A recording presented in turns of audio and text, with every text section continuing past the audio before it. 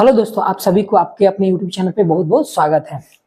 तो बहुत दिनों के बाद हम आए हैं और आप आशा करते हैं कि आप सभी अच्छे होंगे, जम के तैयारी कर रहे होंगे।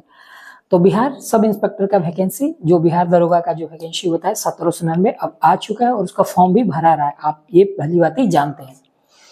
तो अगर आप हम तो पहले से आपसे बात कभी पहले वीडियो बनाते थे तो उस पर आपको बोले थे कि आपका दरोगा का वैकेंसी आएगा, लेट ही सही, 1 या 2 महीने बाद, लेकिन आएगा। आपको अभी से तैयारी करते रहना चाहिए, ठीक, क्योंकि इसका जो प्रोसेस होता है सिलेक्शन का काफी फास्ट होता है।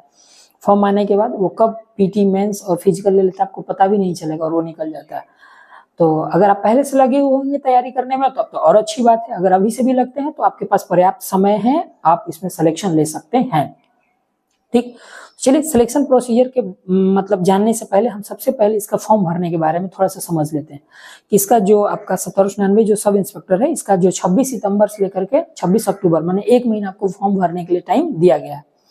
तो जब आप फॉर्म भरिएगा तो फॉर्म भरते समय कुछ कुछ पॉइंटें जो होता है आपको ध्यान देने का जरूरत है। जैसे कि जो भी टेक्निकल डॉक्यूमेंट है, टेक्निकल कहने का मतलब कि जो आप इसमें डालिएगा, आपको ईडब्ल्यूएस, एनसीएल, जाति, आवासीय, इस तरह के जो भी आप इसमें सबमिट करिएगा फॉर्म भरते समय, तो उसको काफी सावधानी से सबमिट करिएगा, ठीक है। और कोशिश करिएगा कि वो आपका नया होना चाहिए, ठीक, इसी ईयर का होना चाहिए ताकि और अच्छा रहे। और सबमिट करने के बाद इसमें आपका जो उसका हार्ड कॉपी होता है वो डॉक्यूमेंट का और सॉफ्ट कॉपी दोनों को सेव करके अच्छा से रखिएगा। वेरिफिकेशन के समय आपको यह काम आएगा।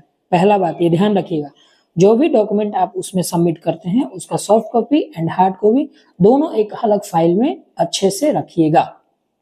दूसरा पॉइंट, फोटो और सिग्नेचर सुस्पष्ट होना चाहिए। अच्छे तरीके से हिंदी और इंग्लिश में साइन करिएगा और फोटो भी अच्छे तरीके से आप सबमिट करिएगा, ठीक है। दूसरा पॉइंट हो जाएगा। तीसरा पॉइंट, जो आपका पिताजी का नाम, जो घर, ऐसा कुछ जो नाम लिखना पड़ता है तो उस नाम में लेटर लिखते समय काफी ध्यान दीजिए, क्योंकि हड़बड़ी में साइबर कैफ वाले अगर आप वहां से भरवाते हैं तो जल्दीबाजी में वो थोड़ा 1-2 लेटर मिसिंग हो जाता है, या एक लेटर के बदले दूसरा लेटर आ जाता है। फिर किसी का मान लीजिए कि प्रेम शंकर नाम है तो प्रेम शंकर एक साथ हो जाता है, किसी का एक साथ लिखा हुआ पिताजी का नाम तो अलग अलग हो जाता है, प्रेम अलग और शंकर अलग। तो इन सारी चीजों पे आपको ध्यान देना पड़ेगा फॉर्म भरते समय। तीसरा पॉइंट, क्योंकि अभी का जो अगर आप छोटा सा गलती करते हैं तो वेरिफिकेशन के समय आपको समस्या का सामना करना पड़ेगा। नौकरी मिल जाएगा लेकिन आपको कोर्ट कचहरी इधर दौड़ना पड़ेगा, तो क्यों दौड़ेंगे भाई, हम अभी से क्यों ना अलर्ट हो। तीसरा पॉइंट। चौथा पॉइंट हो जाएगा कि आप जो भी ये फॉर्म सबमिट करिएगा अपने समय, जो तय सीमा दिया गया आपका 26 अक्टूबर, तो उससे पहले भरने का प्रयास करिए। क्यों हम लास्ट डेट का वेट करेंगे, जब आपके पास पर्याप्त सारा डॉक्यूमेंट है तो आप समय से पहले ही उसको भर करके निश्चिंत हो जाइए और अपने तैयारी पर फोकस करिए। क्योंकि बहुत सारे लोग क्या करते हैं कि लास्ट डे का इंतजार करेंगे, 2 दिन 3 दिन रहेगा तब जाएंगे, साइबर पे हो गया, नेट स्लो हो गया, ये हो गया, तो क्यों हम उसका वेट करेंगे।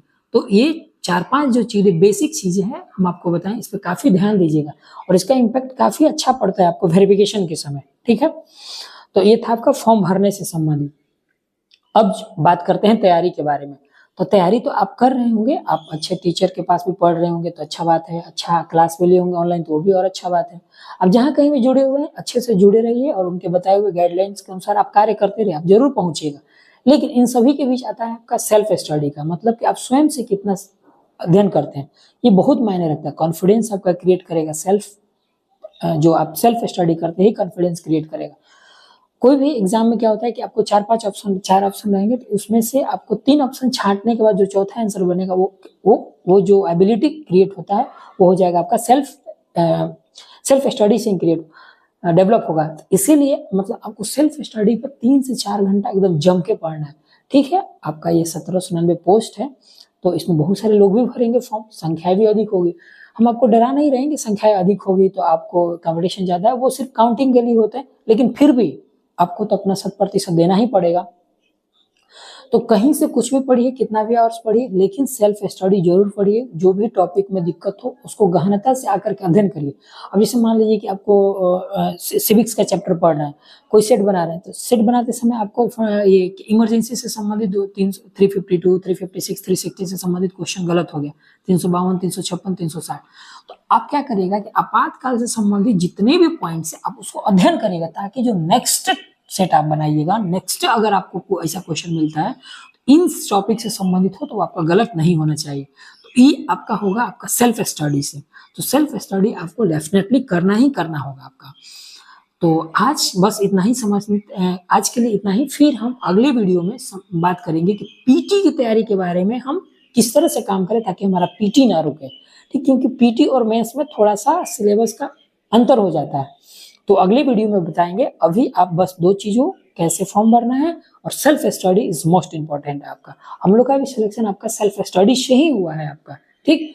तो फिर जय हिंद, फिर मिलते हैं अगले वीडियो में। तब तक के लिए आप जम के पढ़ते रहिए।